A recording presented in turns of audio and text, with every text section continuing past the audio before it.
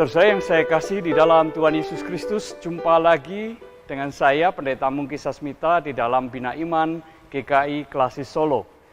Nah, sebelum kita membaca dan merenungkan firman Tuhan, terlebih dahulu mari kita awali dengan doa.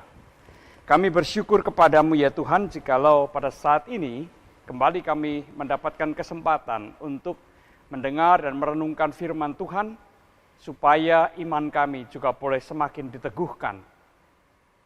Biarlah Tuhan sendiri yang menguasai hati dan pikiran kami saat ini. Di dalam Kristus kami berdoa. Amin. Saya akan mengajak saudara untuk membuka Alkitab kita dari 1 Korintus, ya, surat 1 Korintus pasal yang kelima, ayat 6 sampai dengan ayat yang ke-8. Saya akan membacakan demikian. Kemegahanmu tidak baik. Tidak tahukah kamu bahwa sedikit ragi mengkamirkan seluruh adonan? Buanglah ragi yang lama itu, supaya kamu menjadi adonan yang baru. Sebab kamu memang tidak berragi. Sebab anak domba Paskah kita juga telah disembelih, yaitu Kristus. Karena itu marilah kita berpesta bukan dengan ragi yang lama, bukan pula dengan ragi keburukan dan kejahatan, tetapi dengan roti yang tidak berragi, yaitu kemurnian dan kebenaran. Demikianlah firman Tuhan. Nah, saudara-saudara yang saya kasih di dalam Tuhan Yesus Kristus, secara teoritis atau secara teori kita tahu bahwa kasih dan kedisiplinan itu bukan dua hal yang bertentangan. Dua hal itu saling mendukung satu dengan yang lain. Oleh karena kita mengasihi, maka kita mendisiplinkan. Dan tindakan mendisiplinkan itu merupakan wujud atau salah satu wujud dari kasih kita. Nah, tetapi dalam praktek belum tentu kita bisa menerima atau memahami hal itu. Contohnya, ada banyak orang tua yang mengabaikan soal kedisiplinan anak-anaknya. Alasannya apa? Macam-macam tentunya. Ada yang merasa kasihan, ada yang merasa tidak tega, ada yang merasa ya biarlah anak di dalam kebebasannya. Ya. Nah, saudara yang saya kasihi, apabila orang tua berpikir demikian, kemudian ia tidak melatih anaknya untuk berdisiplin di dalam kehidupannya, maka anak ini akan bertumbuh sebagai orang yang tidak pernah mendisiplinkan diri dan tidak tahu betapa pentingnya kedisiplinan itu. Akibatnya, setelah sekian puluh tahun atau sekian belas tahun, anak-anak ini tidak terbiasa untuk berdisiplin di dalam segala hal. Kita bisa membayangkan apa jadinya anak ini. Dan ketika orang tua menyadari bahwa cara mendidiknya dulu salah, segala sesuatunya sudah terlambat.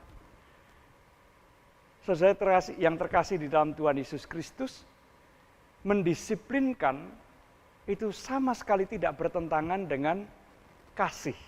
Justru karena kita mengasihi, maka kita perlu mendisiplinkan orang yang kita kasihi. Saudara yang terkasih dalam Tuhan Yesus Kristus, apa hubungannya dengan bacaan kita pada hari ini? Berhubungan erat. Saudara yang saya kasihi, apa yang dikatakan oleh Rasul Paulus pada ayat 6 sampai dengan ayat yang ke-8 yang tadi kita baca, sebenarnya merupakan wujud dari suatu keprihatinan yang sangat mendalam terhadap apa yang terjadi di tengah-tengah jemaat Korintus. Nah, kita bisa membaca mulai dari ayat 1 pasal 5 tadi.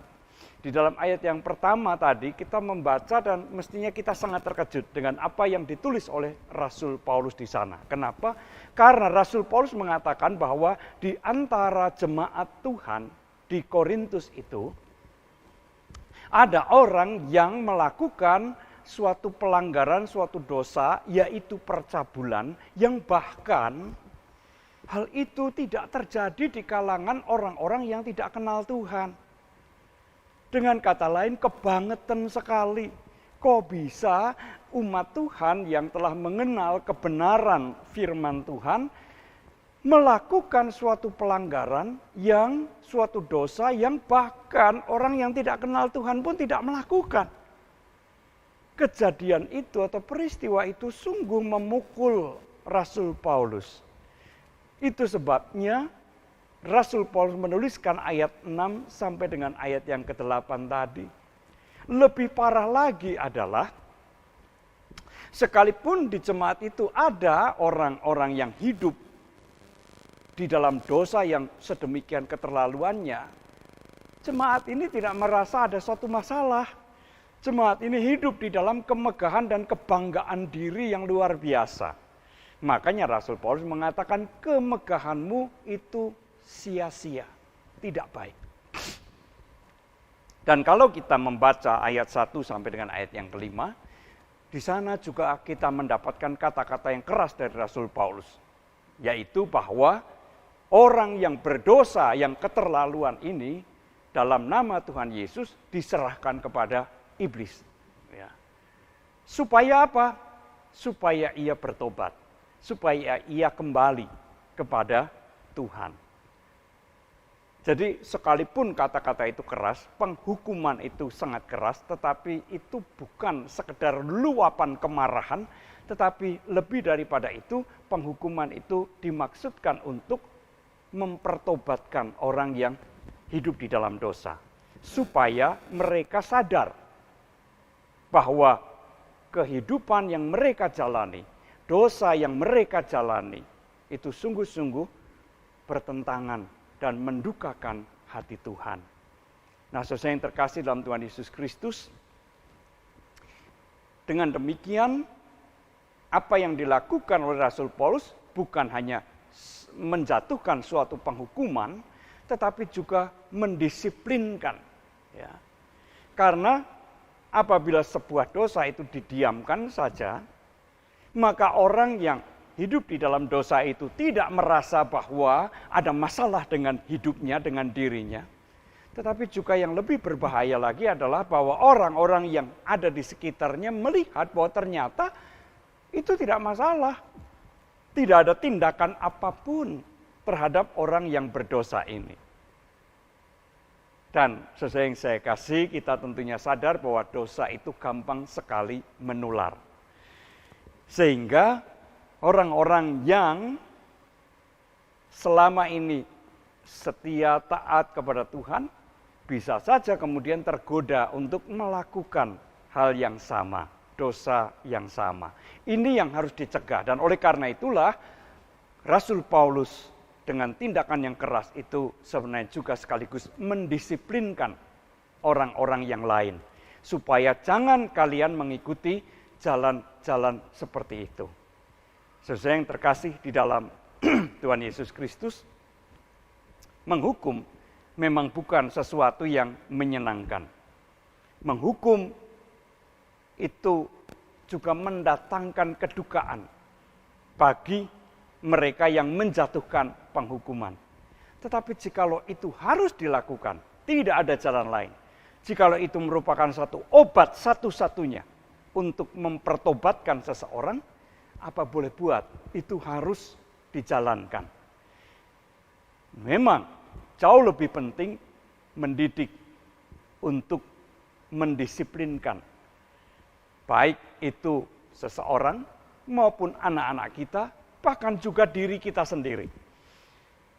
Kedisiplinan rohani itu menjadi sesuatu yang sangat penting agar supaya kita senantiasa hidup. Seperti yang dikatakan oleh Rasul Paulus, buanglah ragi yang lama. Sedikit ragi itu mengkamirkan adonan. Pengaruhnya besar sekali. Ya. Kalau kita hidup di dalam dosa, maka dosa itu mudah sekali mempengaruhi lingkungan kita. Oleh karena itu, pakailah ragi yang baru, yaitu kemurnian dan kebenaran. Itulah yang Tuhan kehendaki. Kita perlu untuk mendisiplinkan diri, ya, karena kedisiplinan itu tidak jatuh dari langit. Kedisiplinan itu dibangun melalui latihan yang terus-menerus setiap hari, setiap saat. Sehingga dengan demikian kita menjadi terbiasa, menjadi kedisiplinan rohani itu menjadi suatu habit buat kita. Kebiasaan yang baik, kebiasaan untuk mentaati kehendak Allah. Dan itulah yang akan melahirkan suatu kehidupan yang penuh dengan kemurnian dan kebenaran. Percayalah bahwa kehidupan semacam itulah yang Tuhan kehendaki. Mari, saudara yang saya kasihi, jikalau kita mengasihi anak-anak kita, jikalau kita juga mengasihi diri kita, mari kita mendisiplinkan diri dalam segala hal, terutama berdisiplin di dalam melakukan apa yang benar, hidup di dalam kemurnian. Tuhan memberkati kita semua. Mari kita berdoa. Bapa di dalam surga, kami bersyukur jikalau kami boleh merenungkan firman-Mu pada hari ini. Kiranya Tuhan memeteraikan firman-Mu itu di dalam hati kami, dan biarlah kami juga hidup di dalam kedisiplinan rohani yang baik, supaya hidup kami adalah hidup yang murni dan hidup yang melakukan dan mewujudkan kebenaran Tuhan. Di dalam Kristus kami berdoa. Amin.